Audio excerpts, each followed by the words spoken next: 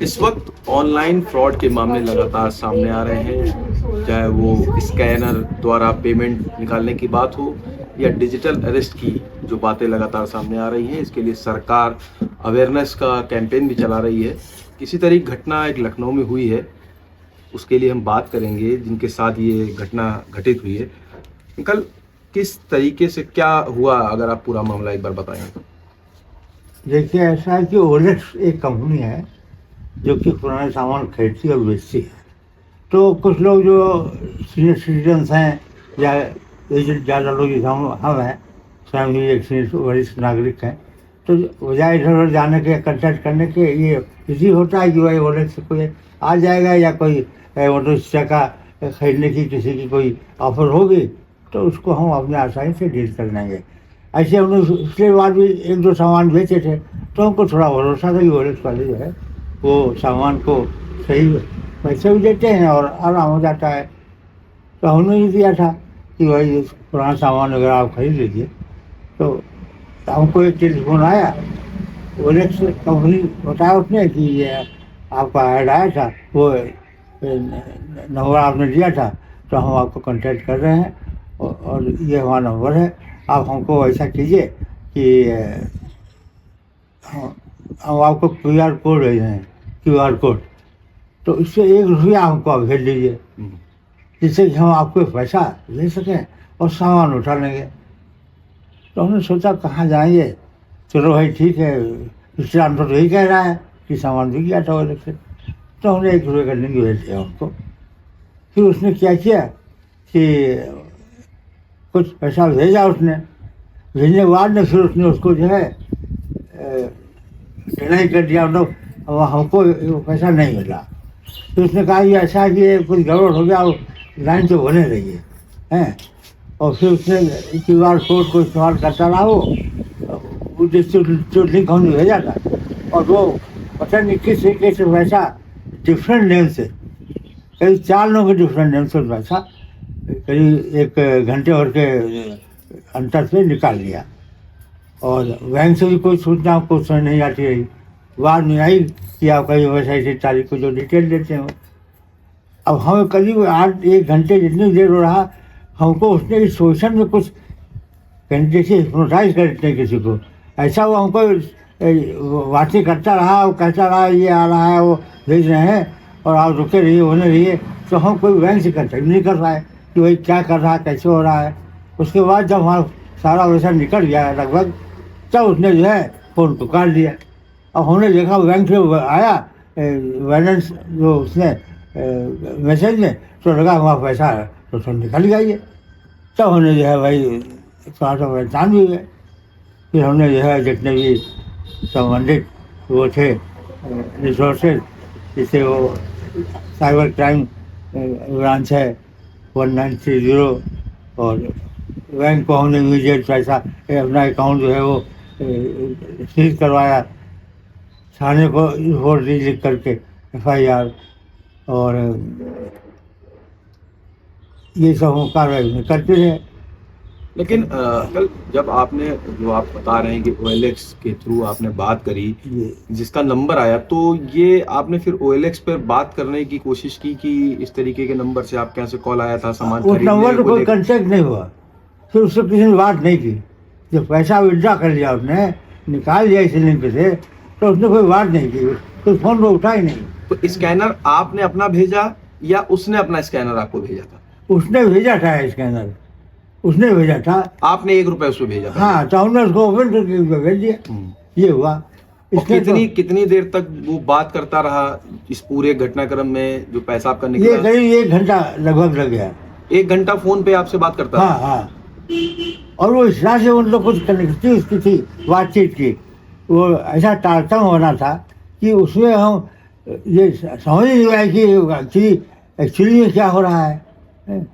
और बहुत ही हम्बली भी बात कर रहा था, बहुत अच्छे तरीके से, जिससे भाई हमको कोई दिक्कत नहीं है उनका दोबारा तो सही करना। लेकिन हमको नहीं मालूम था कि ये उसी ये जो पैसा धीरे धीरे वो अपना विड्रॉ कर रहा है गलत तरीके से, फ्रॉड करके। इससे ये घटना हुई है। तो फिलहाल अभी पैसा जो निकल गया, उसके बाद अब जो कानूनी सहायता आप किस तरीके से आपने ली है और क्या कहाँ एप्लीकेशन दी है आपने अभी तक?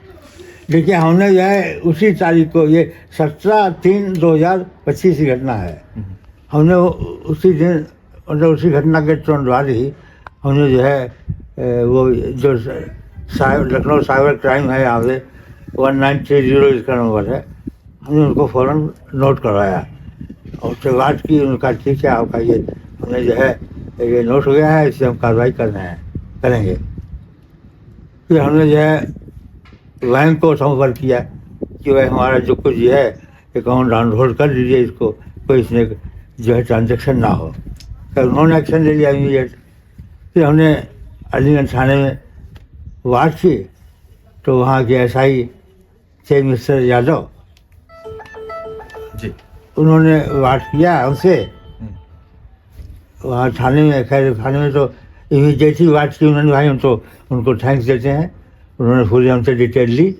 मैंने कहा देखिए, अंकल थोड़ा आगे आ जाइए।